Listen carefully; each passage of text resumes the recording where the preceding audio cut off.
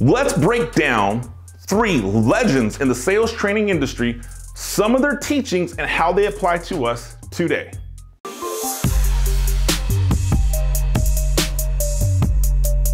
What's up guys, I'm Anthony Garcia, this is Catapulting Commission Sales Talk. We're gonna break down 3 legends in the sales training space. We're gonna take some of their teachings, we're gonna say, look at how we apply and use this principle today. And here's why I'm doing this. And I'm gonna do this series for a while. Because at this point in time, there's nothing new.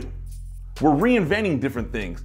And we can learn from those that pioneered and originated some of these messages. So I'm here to tell you, we can learn a lot from the people that were here before us. And I hope the future generation can learn from us as we relive and teach some of the original philosophies. Our first video comes from Grant Cardone. Now I'm sure you're aware of Grant Cardone. He runs Cardone Capital, has Cardone University. I mean, what hasn't Grant done? But the Grant Cardone I knew up and coming, and I don't know him personally, but the Grant Cardone I was introduced up and coming was Grant Cardone, the sales guy. And I mean, that was how I met Grant Cardone. He was a sales trainer, like thick and through. His word was gold when I was up and coming. And some people don't like his training and teachings and philosophies. I gotta be honest, I don't love all of them, but some are nuggets that you can't ignore. And we're gonna drop that nugget on the very first video, so check this video out. Follow up. All the money is in the follow-up. It's not in the meet and greet. It's not on the internet. It's in the follow-up. You got a lead, somebody's interested. How do I follow them up? Now this is where the financial thing comes back into play because the follow-up is hard. I guess. Nobody wants to make that second call, much less the third one or the fourth one or the fifth one. Do you know that 25% of all salespeople make 1 phone call and quit? 48% never make 2 calls. Most never make the first one. It's crazy. Okay, most of your sales are closed between the 5th and the 8th call. If you're advertising on the internet, there's a good chance you have to call people 8 to 11 times just to get them on the phone one time to qualify them the first time to see if they're even on the right product. So follow up. The fortunes are in the follow-up. In the follow-up. Grant Cardone, who's one of the most well-known sales trainers who exist, released that video over 5 years ago about follow-up. You know, the interesting thing about Grant Cardone, and if you go through Cardone University, one of his tactics is follow up until someone tells you essentially no, right? I mean, you're gonna continuously follow up. Now, we've heard that for many of years, and I share this with you because there's still a lot that applies to entrepreneurs and salespeople who are trying to generate revenue. We must execute on that follow-up. Now, the challenge is, and Grant didn't explain this in this video, is many of you are following up in a fashion that's annoying. Let's just be blank. If I could pull up my text messages, my inbox and my emails, my DMs, and I'll get messages that say, hey, I'm just following up. Hey, I'm just following up. Hey, I'm just following up. Guys, we have to deliver some sort of additional value each time you reach out to somebody. Every time you reach out to somebody, you want to share something of additional new value that makes this person realize I'm worthy of talking to you. That makes this person realize you're a valuable resource. So we want to extend additional value when we follow up with somebody. Now, another way that wasn't discussed in this video with Grant, following up to execute it properly with the distraction rates we have now, it has to be systematized and automated. I guarantee whatever CRM system you're using, when you put the stages of your sales process in, if you move someone along the stages, you can initiate some sort of automation. You can initiate follow-ups based on 4 days, 7 days, 31 days.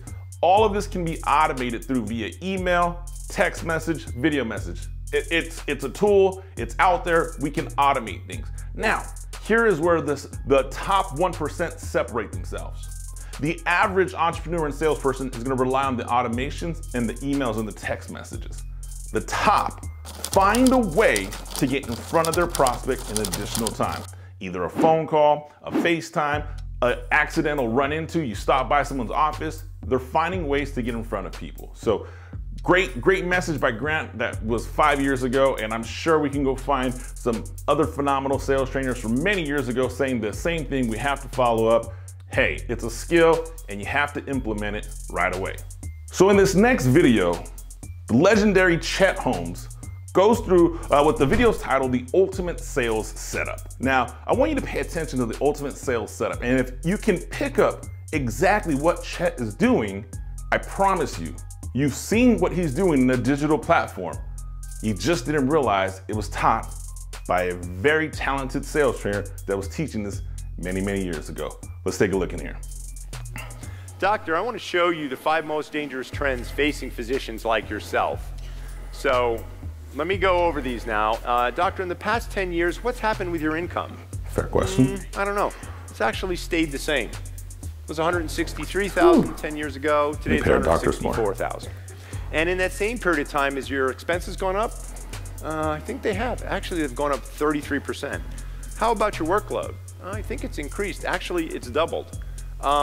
Cash practice, are you dealing with insurance companies, doctor? It's all insurance companies. Do you like that process, doctor? They hate it.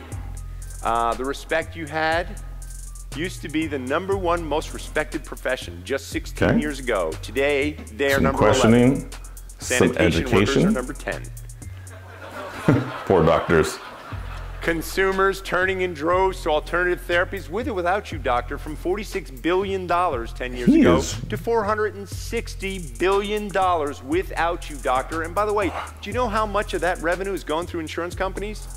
Whoa. Not one penny. They're paying for that in cash because they want He those is dropping knowledge therapies, here. with or without you, doctor. And disease is on the rise, medication isn't working, nutrition in our foods is severely declining. You know, I got some great data on that. Remember that word, data. By the way, have I tried to sell him anything yet? But is he open to being sold to?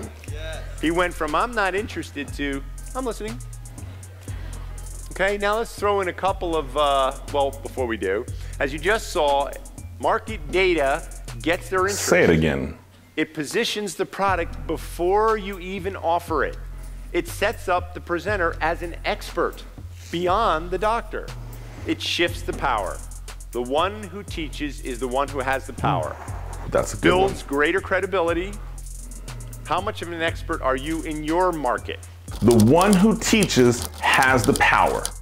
In that beginning of that video, the legendary Chet Holmes is dropping tons of market data to a potential prospect. Now, it's a role play situation, and I get that. And I love the training format because I don't want to age myself, but that's how I learned to sell many, many years ago. Literally auditorium style with some of the greatest trainers ever to speak. And the next person we'll talk about a little later, I had the privilege of seeing live. I never had the opportunity to see Chet live, but I have read his book and I've adapted a lot of his philosophies. And so this is one that I think we don't spend enough time on, right? This video, he is dropping market data, market data, market data.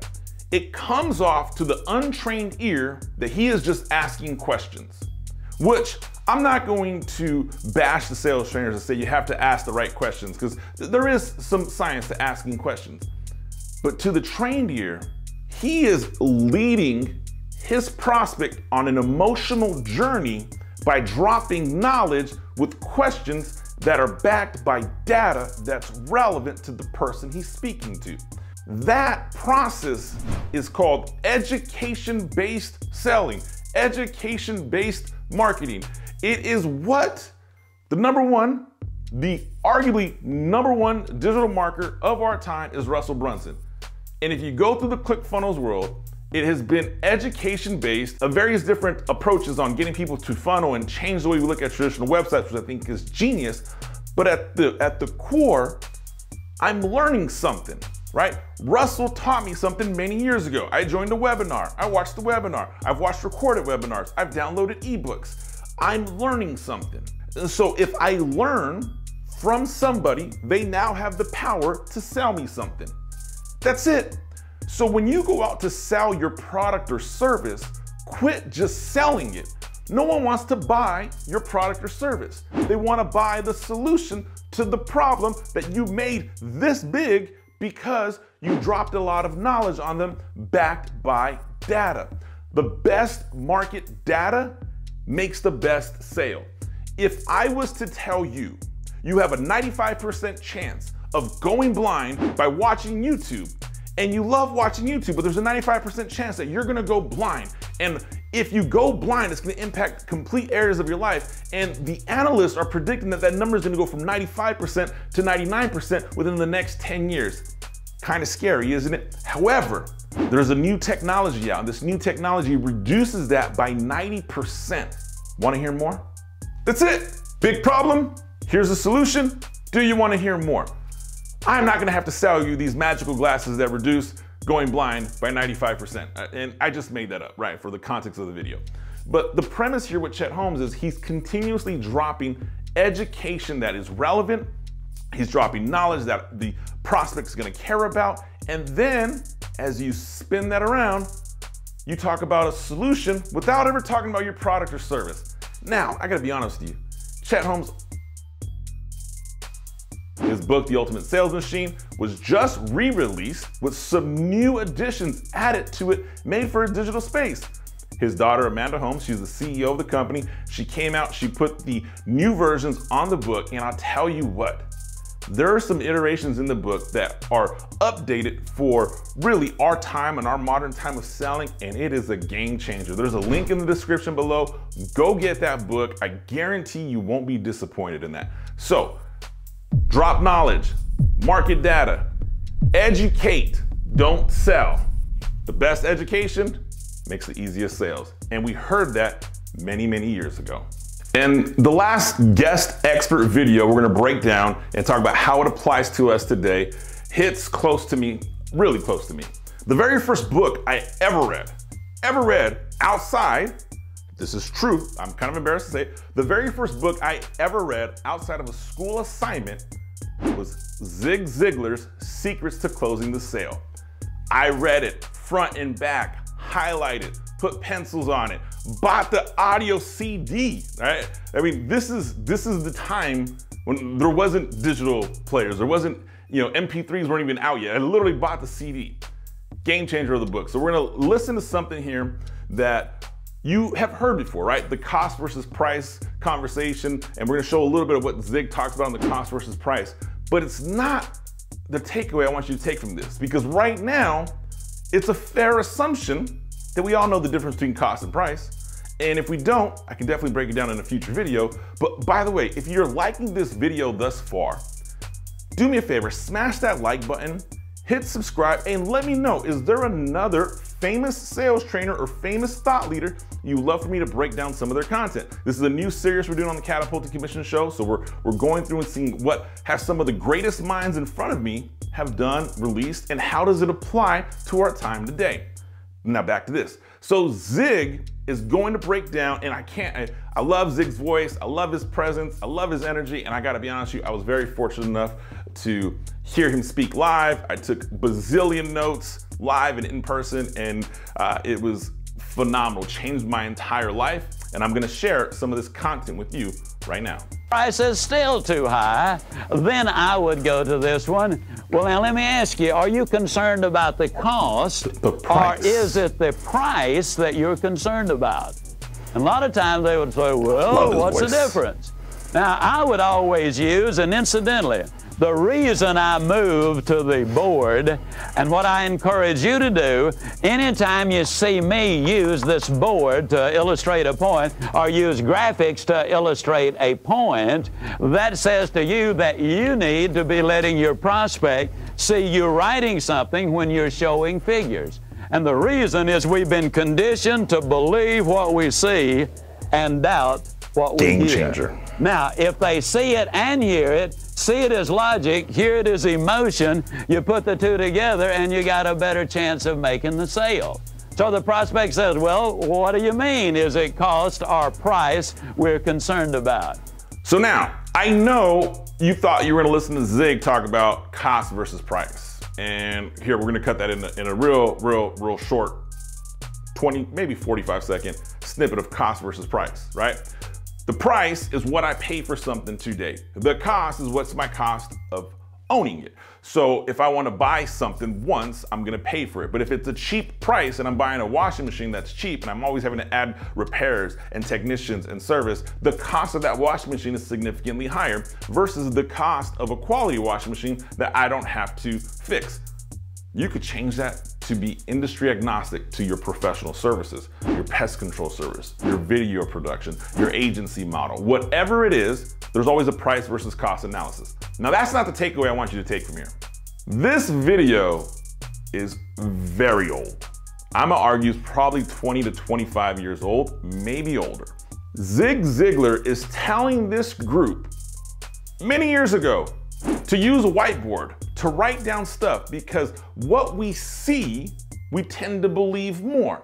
So if we see something and hear something at the same time, it increases the likelihood of us getting a sale. Now here's the deal with that. Many of you aren't doing that anymore. Many of you are jumping on and just telling your prospect about your services. We're eliminating all the visuals. And if you can show me the visuals, I tend to believe you a little bit more. Here's an example. If you're doing a discovery call on Zoom right now, and you're just asking questions, and you're having a conversation, and you have nothing to show but just a dialogue and a conversation, the likelihood of you converting is a little bit less if you had some visuals. Now, I know what you're saying. I don't have time to create visuals. Man, I'll tell you what, it is not that hard. In the previous video with Chet, he had a PowerPoint and he was just illustrating it for the group. Here's how you can do the exact same thing on a Zoom discovery call. Open up a Google Doc. Start talking to your person, say, hey, do you mind if I take some notes while we chat? Sure. And you're jotting the notes down on Google Docs as he's telling you this. He's telling you problems. He's telling you what his concerns are. He's telling you why he hasn't made a decision change, whatever it may be. At the end, share your screen. Bring up the Google Doc. Hey, just so I'm clear, you told me this was the problem, this was the problem, and this was the problem. It's just your typed notes. And then if you have a solution, start typing the solution. Type the solution out and show it as you're having this conversation. It doesn't take any prep work. It's no different than when we used to present in person and didn't have Zoom as an option. I would literally take a long notebook and I would write out all the conversation. This is your problem. This is your problem. This is your problem. Here's my solution. Here's how much the investment is, and here's how I can break it down into 3 payments or 5 payments. The reason we gave visuals is it helps someone retain the information a little bit better, and the conversion rate was a little bit higher. Now, Zoom has given us this fallacy that I could just have this conversation again. If you don't know how to use Zoom, there's a million videos on YouTube. Get better. There's no excuse to be bad at this point, but get better using visuals, learning how to capture the attention of your audience, like this. Or like this. Maybe one more time. All that was misdirections done in post-production, designed to capture the attention of the audience to just pay attention a little bit better. You have to do the same thing when you're presenting your product or services. Zig Ziglar, arguably one of the greatest of all time. Now, you just heard from 3 legends in the sales training industry. Grant Cardone, Chet Holmes, Zig Ziglar. There's many more out there. We're going to continue to do this series of breaking down some of their teachings and relating it to us in this modern day era. And I will say this, not everything we've heard before is applicable to what we do today. And we're going to have some of the legends, maybe some of the same ones, and we're going to disagree with some of the concepts that no longer are applicable.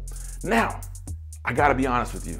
If you are an entrepreneur who is generating sales through discovery calls, meaning your prospect cannot buy your product online with a credit card, you gotta get better.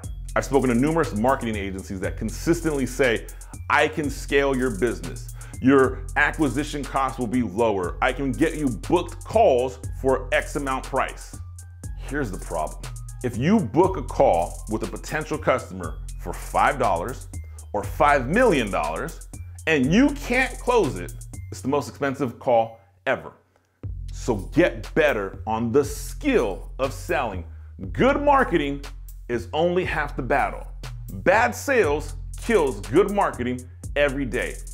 And I'm not gonna discredit my marketers. Bad marketing can kill a good salesperson every day. They have to go hand in hand. I'm Anthony Garcia. This is Catapult to Commission Sales Talk. Do me a favor, smash that like button, and I will see you on the next video.